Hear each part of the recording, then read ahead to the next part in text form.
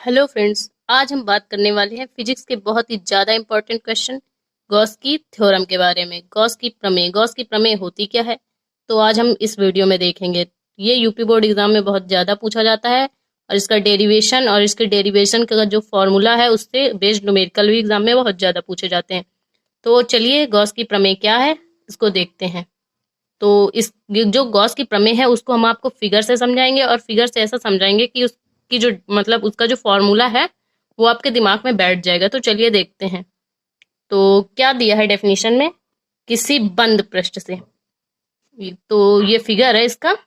तो ये एक बंद पृष्ठ है जिसको हम ए से डिनोट करते हैं। तो क्या बोल रहा है, किसी बंद पृष्ठ से गुजरने वाला वैद्युत flux phi E.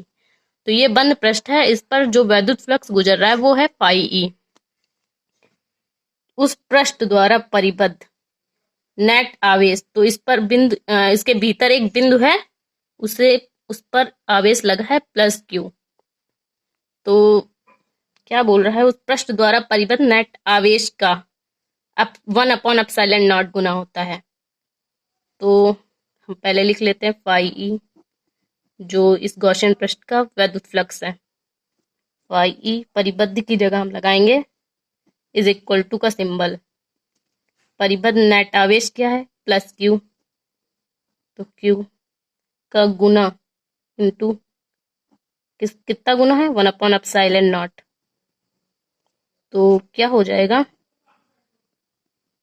Pi E is equal to Q upon epsilon naught.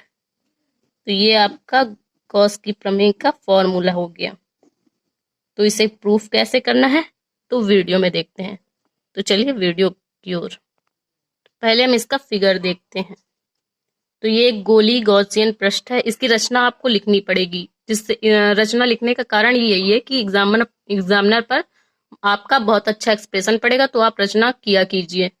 तो चलिए, तो ये एक गोली गॉसियन पृष्ठ है जिस पर जिसको हम ए से डिनोट करते हैं और इसके भीतर एक बिंदु है ओ जिस पर प्लस क्यू आवेश लगा है।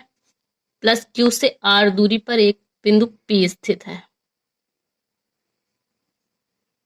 इसकी दूरी क्या है, आर।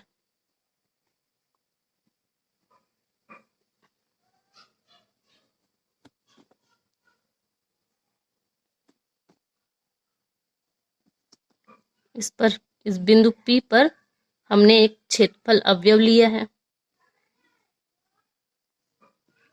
इसी बिंदु पी पर हमें वैद्युत क्षेत्र की तीव्रता ज्ञात करनी है, जिसे हम वेक्टर ई से डिनोट करते हैं। ये आपका क्षेत्रफल अवयव है जिसे हम डी से डिनोट करते हैं।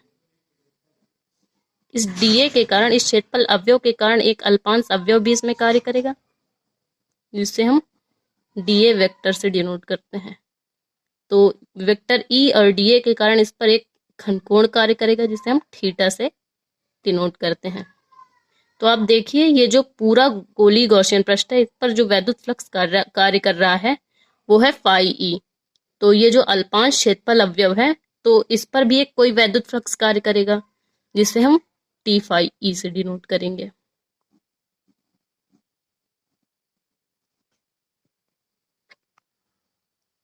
तो बिंदु वेक्टर ई और डी के बीच जो थीटा कोण बन रहा है, इसके कारण बिंदु ओ पर भी एक कोण कार्य करेगा, घन कोण,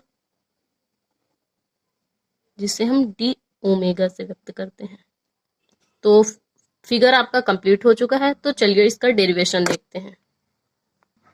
तो इसके लिए हमें क्या करना होगा सर, सबसे पहले इस बिंदु किसी बिंदु आवेश Q के कारण किसी बिंदु आवेश Q के कारण R दूरी पर स्थित बिंदु P पर वैद्युत क्षेत्र की तीव्रता हमें ज्ञात करनी है। तो चलिए करते हैं।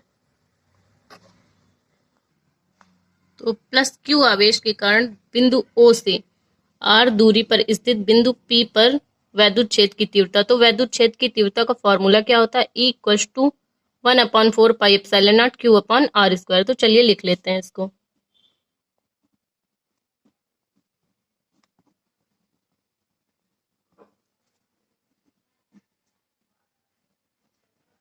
तो इसको हम समीकरण 1 मान लेते हैं।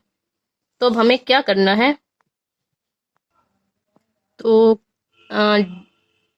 डीए इस ओ से, ये जो बिंदु बिंदु पी है, इस पर जो क्षेत्रफल अवयव है डीए, तो इसका मतलब क्षेत्रफल अवयव डीए है, तो इस पर जो वैद्युत फ्लक्स कार्य करेगा वो डी फाई ई है। तो इसके कारण जो बिंदु ओ पर आंतरिक कोण बन रहा है डी ओमेगा, तो चलिए हम उसको भी लिख लेते हैं।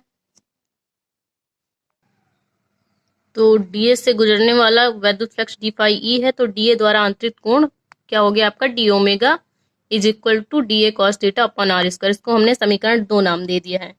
तो अब डीए से गुजरने वाला वैद्युत फ्लक्स, तो चलिए इसको लिख लेते हैं।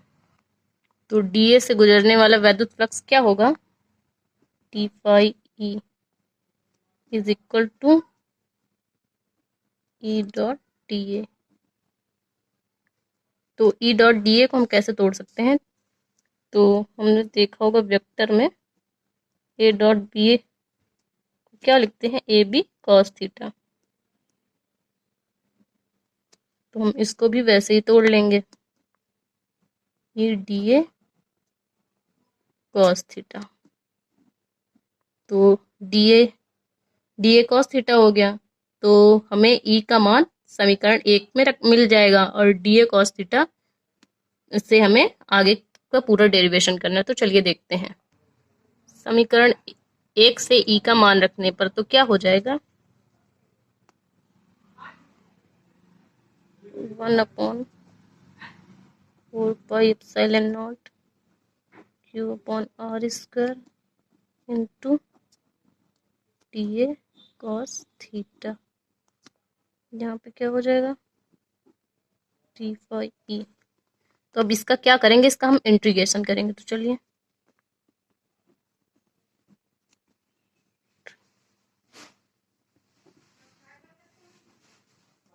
इंटीग्रेशन बोथ साइड, चलिए इंटीग्रेशन करते हैं। D phi A 1/4 pi epsilon naught Q upon R square D A cos theta. तो ये आपका जो 1/4 पाई एप्सिलॉन नॉट है वो है Q upon 4 pi epsilon not, ये आपका कांस्टेंट है। तो चलिए इसको बाहर लिख लेते हैं। तो यहाँ पे क्या हो जाएगा, फाई ई।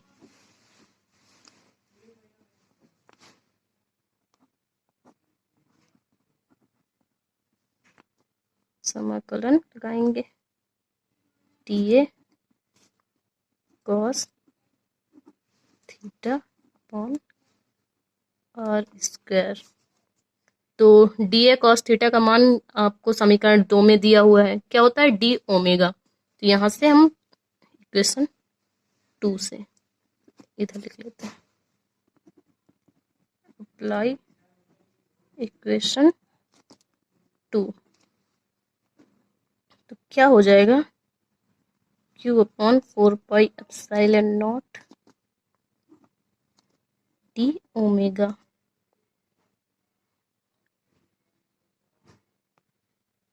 तो डी ओमेगा का हम समाकलन करेंगे, तो क्या हो जाएगा, Q upon 4 pi epsilon not into 4 pi.